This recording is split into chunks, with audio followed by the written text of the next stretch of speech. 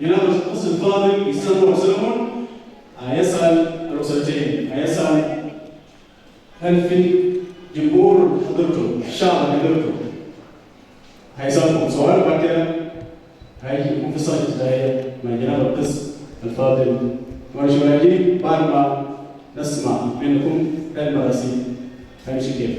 مرحبا قسيس أنور. هللويا. باسم الآب والابن والروح القدس إله واحد آمين. في يوم الليلة يوم الأربعاء الموافق 18 شهر 12 2024 جايين مع بعض ككنيسة عشان نزوج الأخ نيني وأخونا نيجاي. فلو في زول عنده مانع إنه الزواج ده فيه مشكلة ممكن يقولوا أو يسمعوا إلى الأبد. لو في زول عنده مانع أو في حاجة معينة إنه الزواج ده في مشكلة عشان ما يمشي قدام ممكن تقولوا أو تسكت إلى الأبد.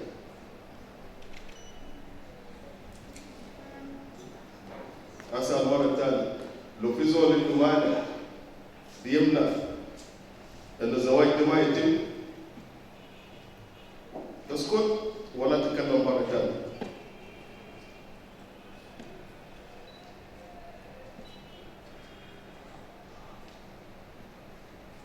هذه تحية ليسوع المسيح.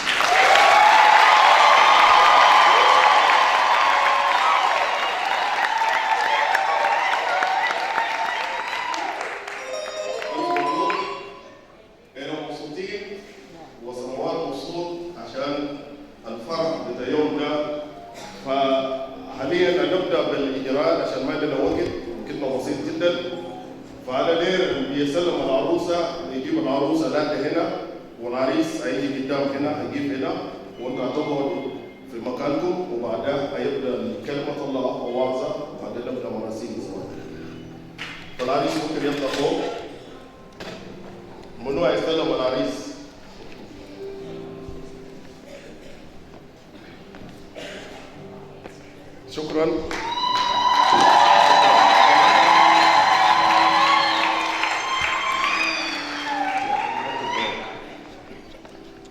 منو هيسلم العروسه؟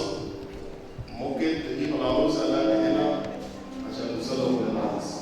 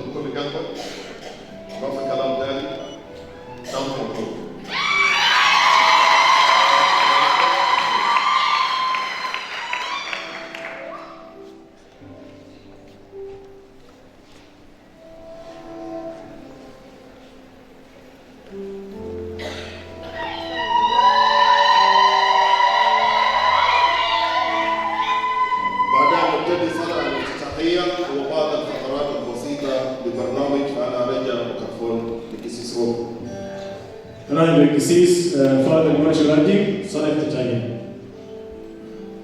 كلنا كشعب الرب مش نصلي مع بعض حسب وعد الكتاب يقول انه لم يبني رب البيت فباطل يتعب من العون.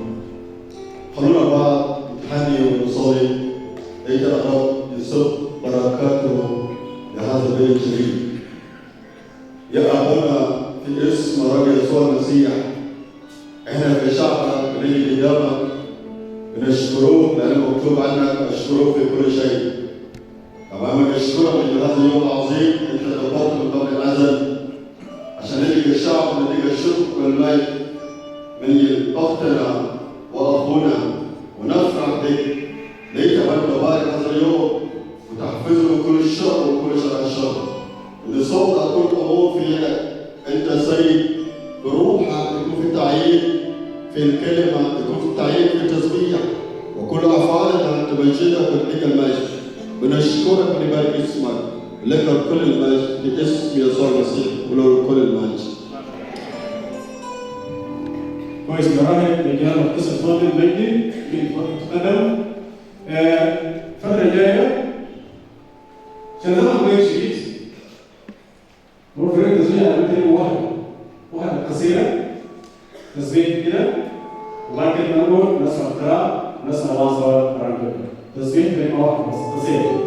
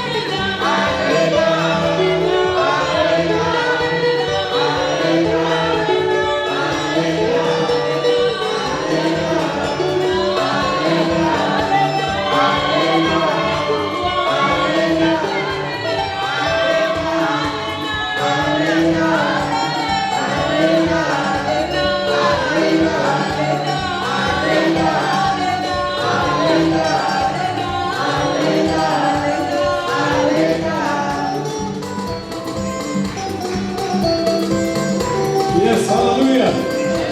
God is good. And all the time. Going on كويس تفضلوا. كويس الفترة دي هنسمع القراءة مع جناب القس الفاضل وزيد هيقرا لنا قراية خاصة بالمراسيم.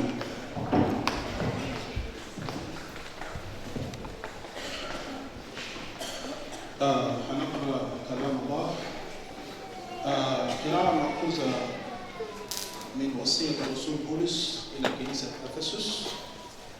أفسس الأصحاح 5. إحنا هنقرأ من 22 إلى 33. أفسس 5 22 إلى 33. خلينا ننتبه وإحنا قاعدين نقرأ كلام بتاع ربنا. أيها النساء أخضعن لرجالكن كما للرب، لأن الرجل هو رأس المرأة كما إن المسيح أيضا رأس الكنيسة وهو مخلص الجسد. ولكن كما تخضع الكنيسة للمسيح كذلك النساء لرجالهن في كل شيء. أيها الرجال أحبوا نساءكم كما أحب المسيح أيضا الكنيسة وأسلم نفسه لأجلها لكي يقدسها مطهرا إياها بغسل الماء بالكلمة، لكي يحضرها لنفسه كنيسة مجيدة لا دنس فيها ولا قطن أو شيء من مثل ذلك، بل تكون مقدسة وبلا عيب. كذلك يجب على الرجال أن يحبوا نسائهم كأجسادهم. من يحب امرأته يحب نفسه، فإنه لم يقت أحد جسده خط، بل يقوته ويربيه كما الرب أيضا للكنيسة، لأننا أعضاء جسمه من لحمه ومن عظامه. من أجل هذا يترك الرجل أباه وأمه ويلتصق بامرأته ويكونوا الاثنان جسدا واحد. هذا السر عظيم، ولكنني أنا أقول من نحو المسيح والكنيسة. وأما أنتم الأفراد فليحب كل واحد امرأته هكذا كنفسه، وأما المرأة فلتحب رجلها. آخر آية: وأما أنتم الأفراد فليحب كل واحد امرأته هكذا كنفسه، وأما المرأة فلتحب رجلها. كلمة الله.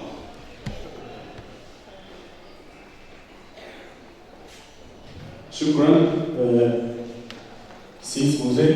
الفترة الجاية هي فترة لكلمة الله، نسمع الكلمة من فم الرب جل وعلا الأرض مجدي، معنا بالكلمة للعروسين ولكل جمهور الحضر، لكل أسرة مسيحية نسمع كلمة الرب في تلت ساعة أو ربع ساعة هيكلمني فيها. أنت مرحبا في اسم الرب يسوع. سيس مجدي. نشكر الله لأجل هذا الوقت المبارك. ألف مبروك للعائلتين، ألف مبروك للعروسين.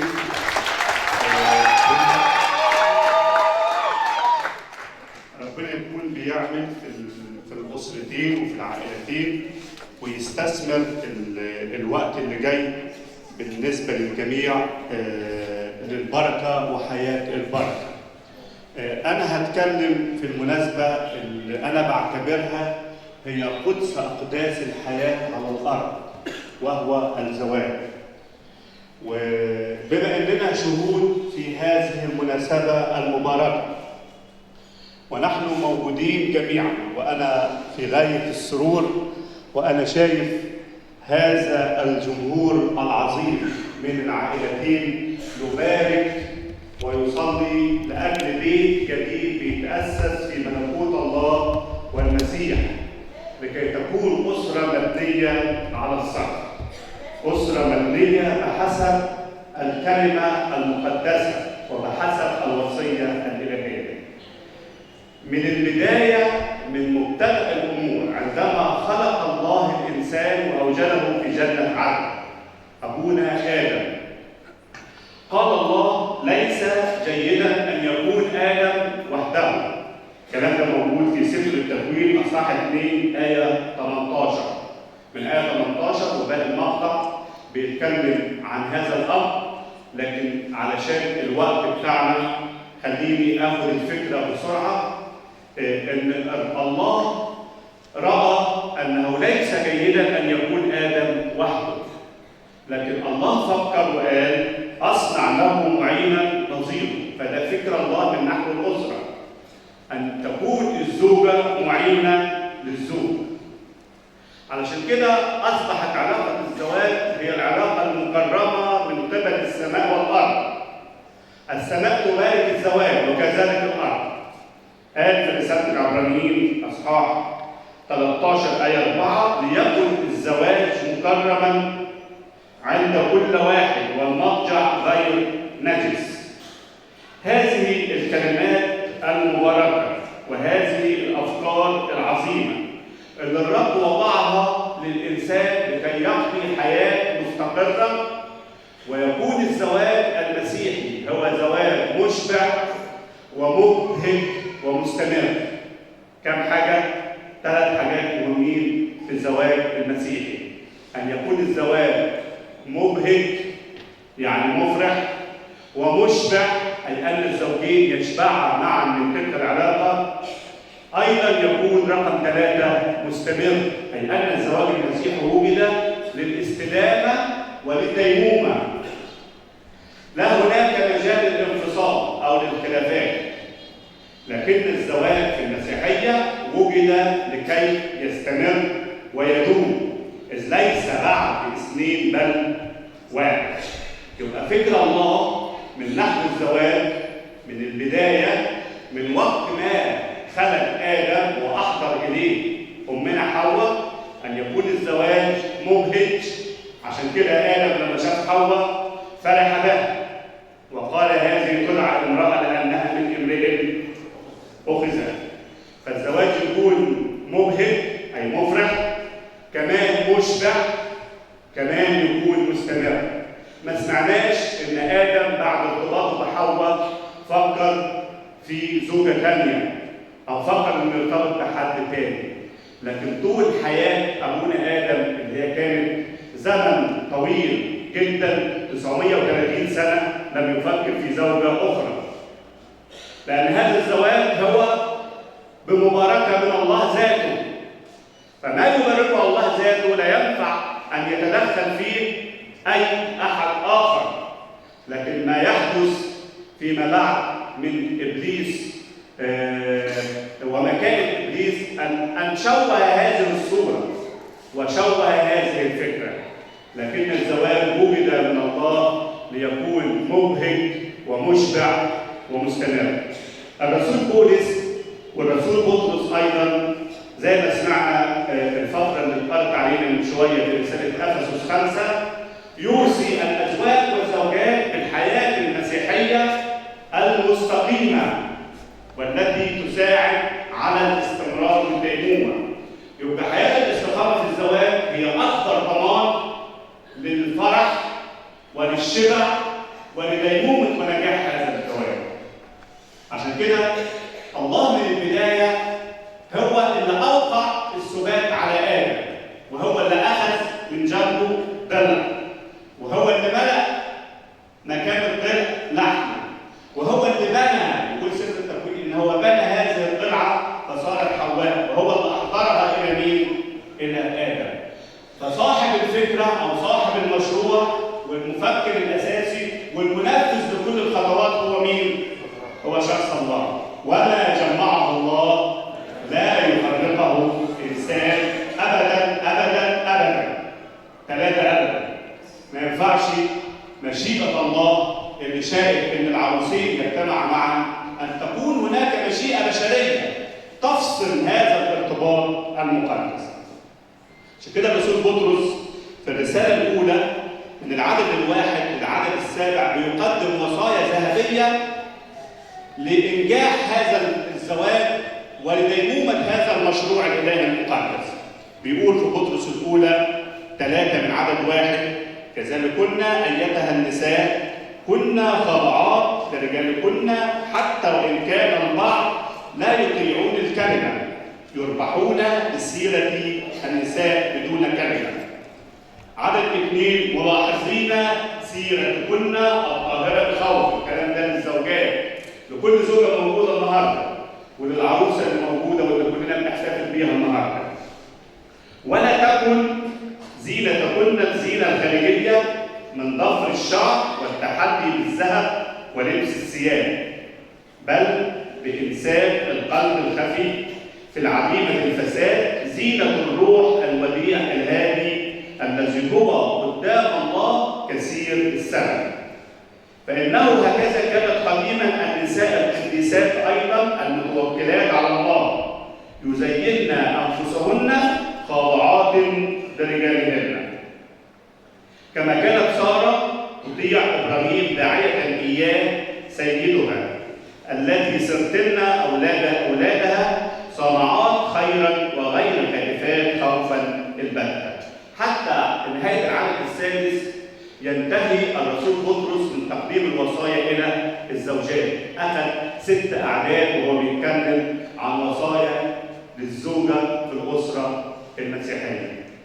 لكن في العدد 7 يقدم العدد 7 فقط وصية للزوج أو للرجل. كذلك أيها الرجال كونوا ساكنين بحسب الفطنة مع الإناء النسائي كالأضعف، معطين إياهن كرامة كالوارثات أيضا معكم نعمة الحياة لكي لا تعاق صلواتكم.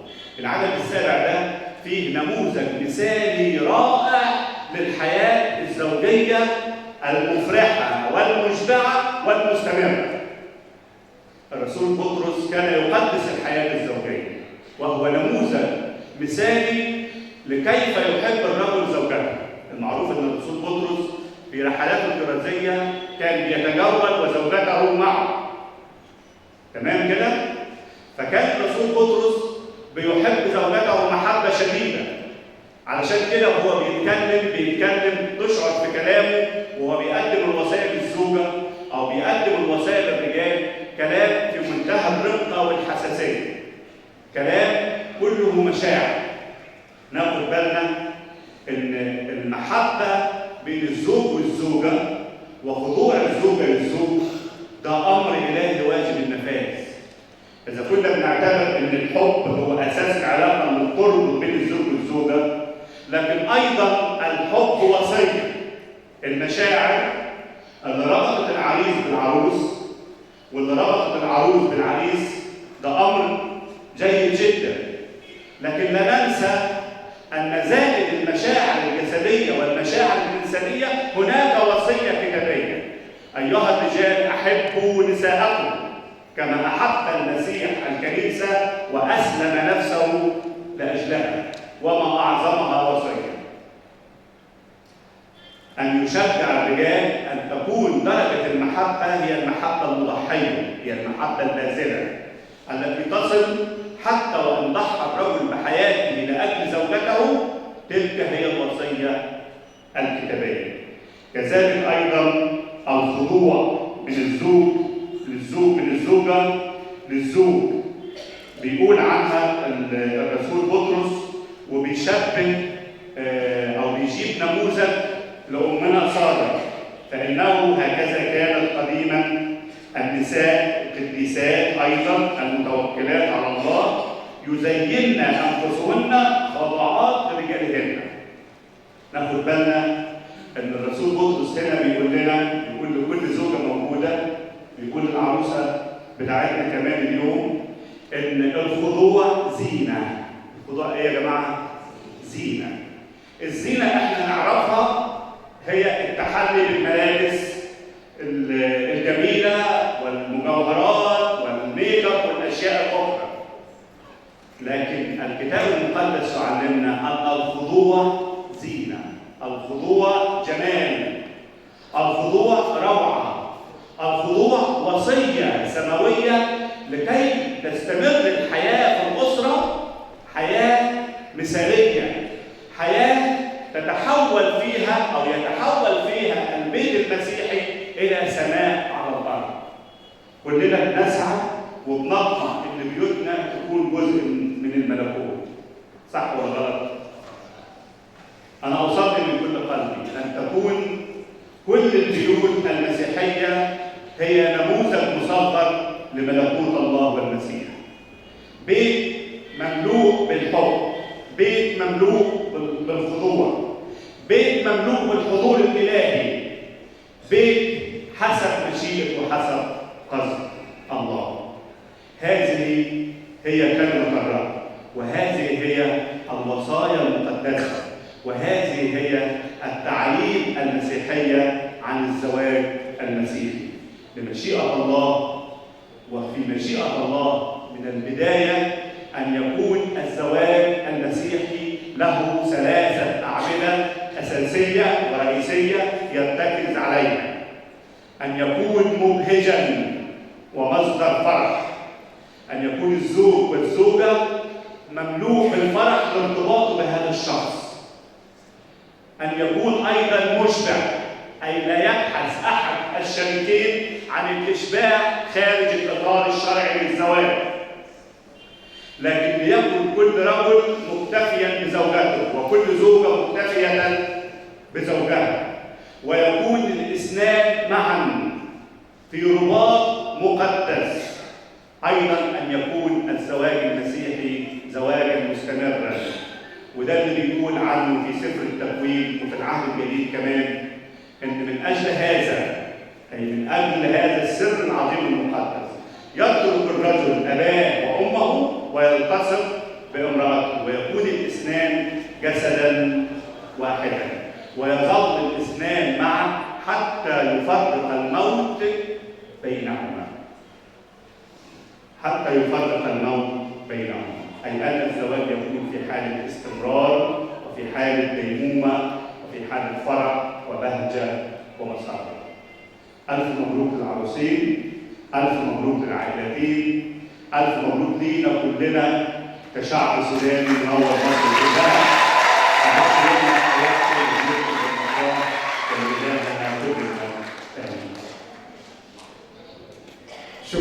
شكرا جناب القس فاضل المجدي على الكلمات المقدسه والزواج ببركه هذا الزواج يكون زواج كتابي كنسي روحي ابدي لا ينفصل الى الابد. هللويا. يا فتره جايه عشان كمان قرب الساعه 9:30 بكون برا القاعه، فهيكون فتره مناسيب. انا راجع بجناب القس الفاضل انا وسلمان لإجراء المراسيم مباشرة. الله يسلمك.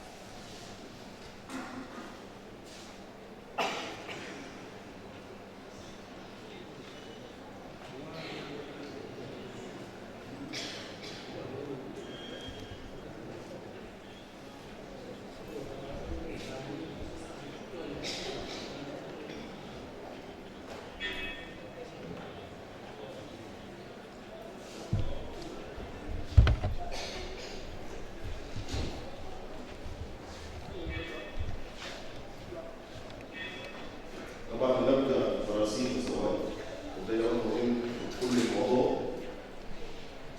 فانا مثلا عاوزين سؤال، هل عندكم مانع انه ما تتزوجوا ببعض؟ في زول منهم مجبور على هذا الزواج؟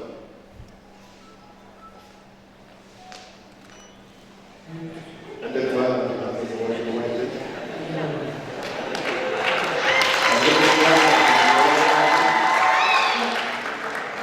انت مجبورة مع اي زول ما تخاف لو جبروك، انا موجود هنا عشان اقدر اعمل كده. التحية اليوم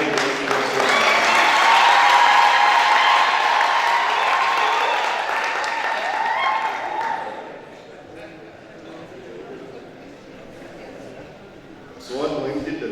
اخ ناني، أتريد أن تأخذ هذه الفتاة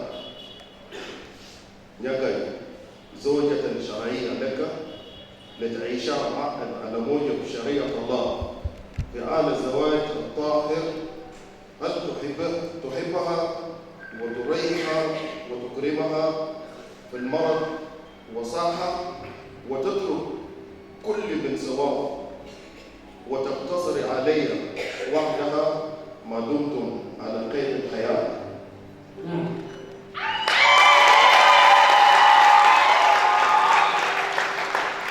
أتريدين أن تزوج الشعب الوسيم نيني،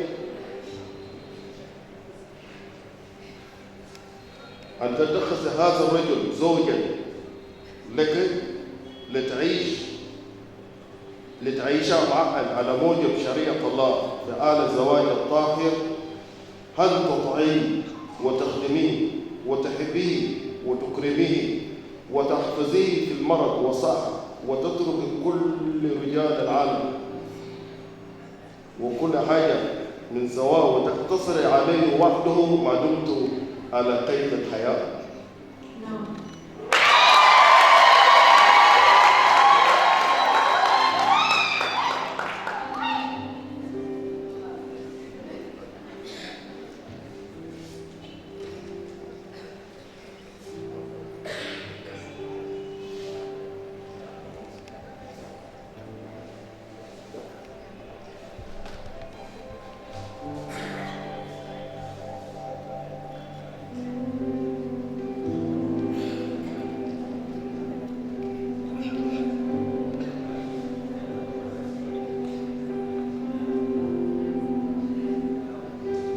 نصلي مع بعض. يا إلهنا الصالح، إنا بنبارك الخاتم أن يكون المقدس المتبادل عرضون للمحبة الطاهرة الدائمة التي تملأ قلوبهما بربنا يسوع المسيح. آمين.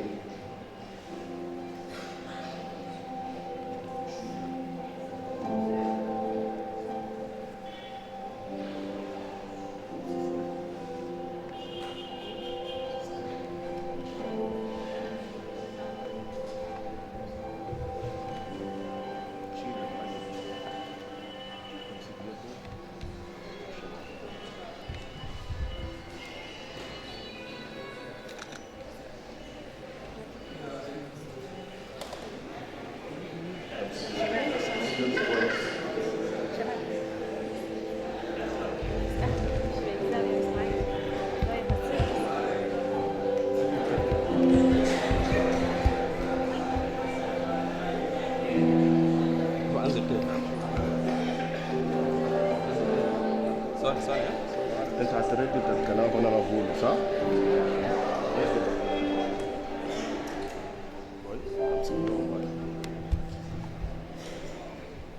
الكلام اللي بقوله بيسكت الكلام اللي بقوله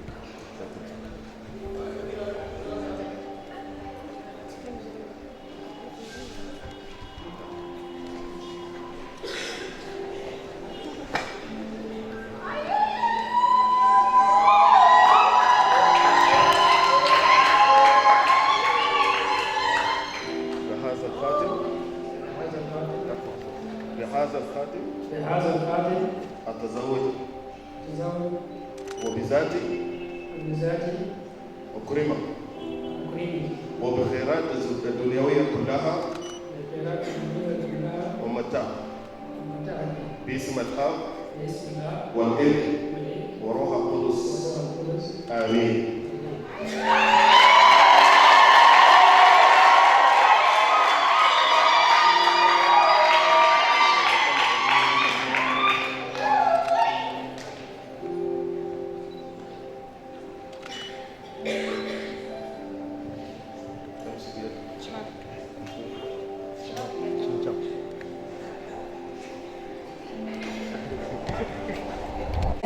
أكرمك وبخيرات الدنيوية كلها وبخيرات الدنيوية كلها ومتعك باسم الآب والابن وروح القدس.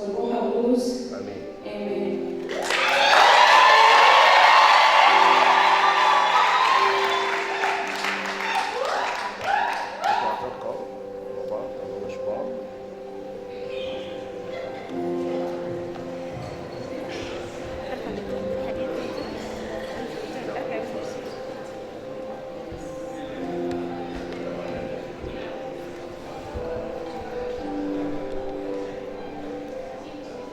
كلنا كنا نصلي مع بعض.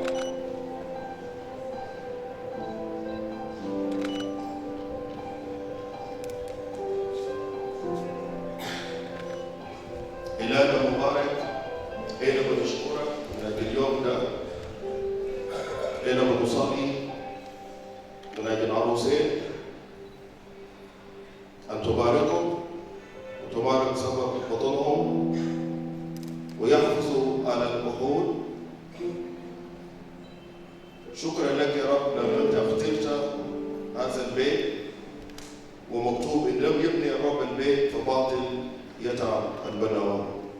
نباركك لما أنت يا راس أو أساس هذا البيت ثبتهم من كل أي تيارات دنيوية وأحفظهم دائما ليثبتوا باسم يسوع المسيح المصلب.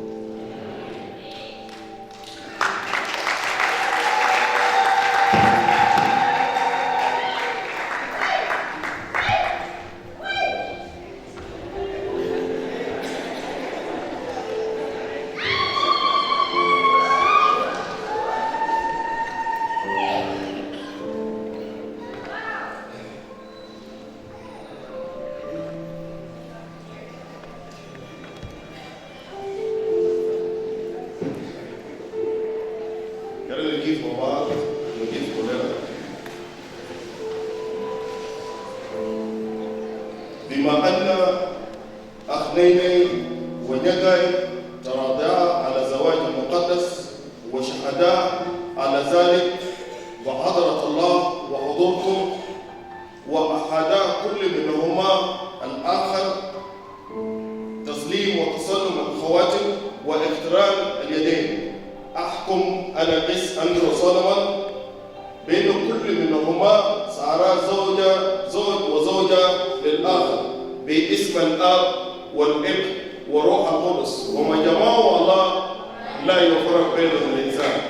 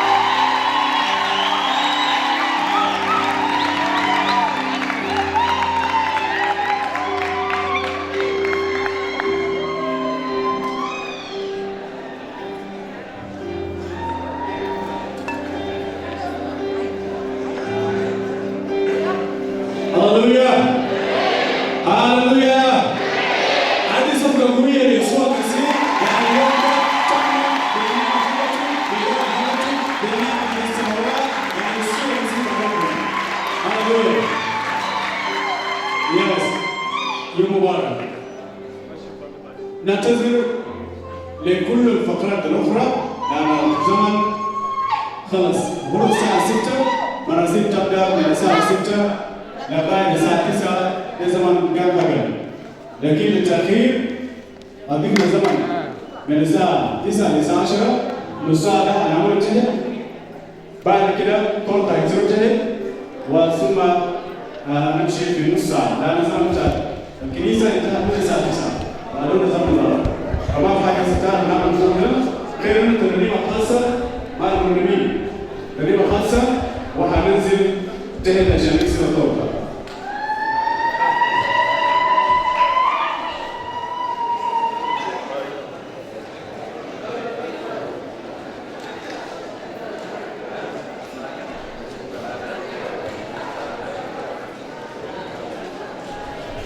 كويس. رسول الله المؤمنين تقريبا هم نازلين عشان تهدنا هيكسروا الدورة عشان زمن.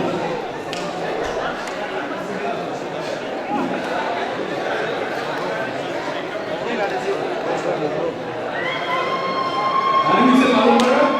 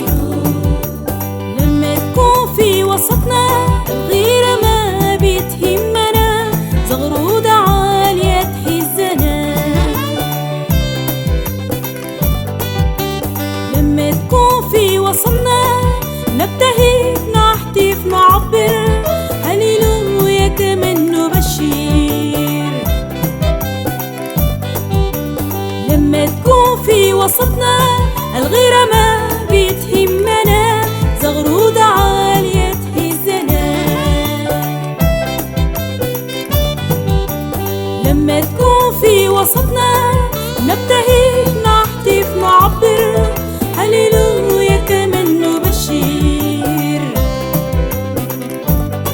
ابتسامات الفرح والظلام أصبح نور، ابتسامات الفرح والبلد عم السرور. ابتسامات الفرح والظلام أصبح نور، ابتسامات الفرح والبلد عم السرور.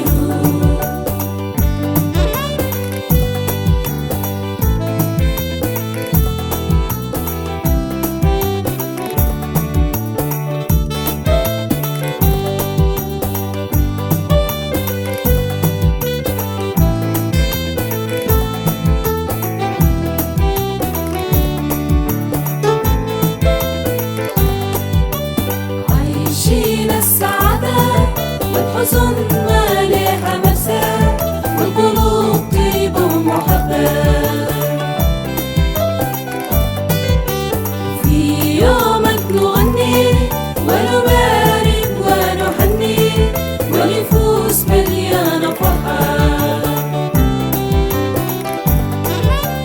عايشين السعادة والحزن ما لها مساء، والقلوب طيبة ومحبة. في يومك نغني ونبارك ونحني، ونفوس مليانة فرحة. لما تكون في وسطنا الغيرة ما بتهمنا، زغرودة عالية تهزنا. لما تكون في وسطنا نبتهج نهتف نعبر، هللويا كمان نبشر. لما تكون في وسطنا الغيرة ما بتهمنا، زغرودة عالية تهزنا. لما تكون في وسطنا نبتهج نعبر،